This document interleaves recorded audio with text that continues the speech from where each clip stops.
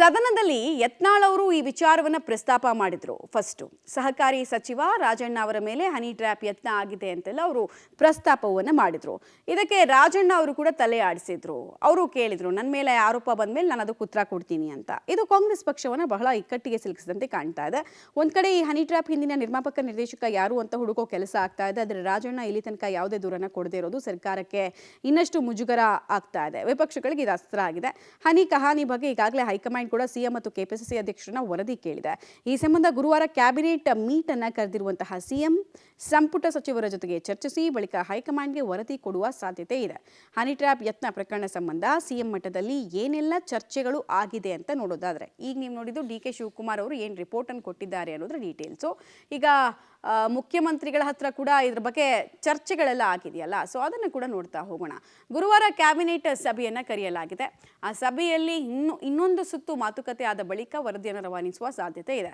ಈಗಾಗಲೇ ರಾಜಣ್ಣ ಮತ್ತು ಅವರ ಪುತ್ರನಿಂದ ಪ್ರಾಥಮಿಕ ವರದಿಯನ್ನು ಪಡ್ಕೊಂಡಿದ್ದಾರೆ ಸಿಎಂ. ಒಂದಷ್ಟು ಪ್ರೂಫ್ ಎಲ್ಲ ತೋರಿಸಿದ್ದೀನಿ ನಾನು ಅಂತ ರಾಜಣ್ಣ ಅವರು ಕೂಡ ಹೇಳಿದರು.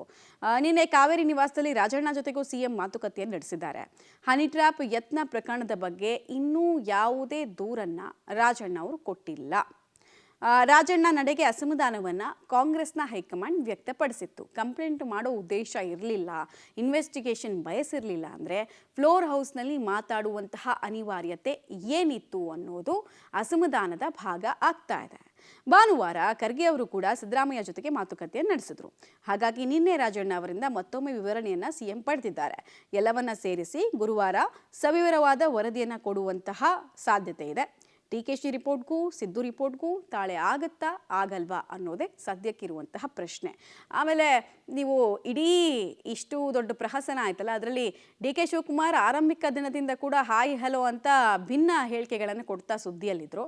ಬಟ್ ಸಿದ್ದರಾಮಯ್ಯ ಬಣ ಮಾತ್ರ ಅಗ್ರೆಸಿವ್ ಆಗಿ ಡಿ.ಕೆ. ಶಿವಕುಮಾರ್ ಅವರ ಪ್ರತಿ ಹೇಳಿಕೆಗೂ ತಿರುಗೇಟು ಕೊಡೋ ಕೆಲಸವನ್ನು ಮಾಡ್ತಾ ಇದ್ರು. ಸೊ ಇದೇ ರೀತಿ ಇಲ್ಲೂ ಕಾಂಟ್ರಾಡಿಕ್ಟರಿ ರಿಪೋರ್ಟು, ಅಂದರೆ ಆಪೋಸಿಟ್ ರಿಪೋರ್ಟ್ ಇರುತ್ತೆ. ಡಿ.ಕೆ. ಶಿವಕುಮಾರ್ ಕ್ಲಾರಿಟಿ ಇಲ್ಲ ಅಂತ ಹೇಳಿದ್ದಾರೆ, ಇದರಲ್ಲಿ ಕ್ಲಾರಿಟಿ ಇದೆ, ಇಂಥವರೇ ಮಾಡಿಸಿದ್ದು ಅನ್ನೋದಕ್ಕೆ ಏನಾದರೂ ಪ್ರೂಫ್ಗಳನ್ನು ಲಗತ್ತಿಸಿ ಕೊಡುತ್ತಾ ಹೈಕಮಾಂಡ್ಗೆ ಅನ್ನೋದು ಪ್ರಶ್ನೆ.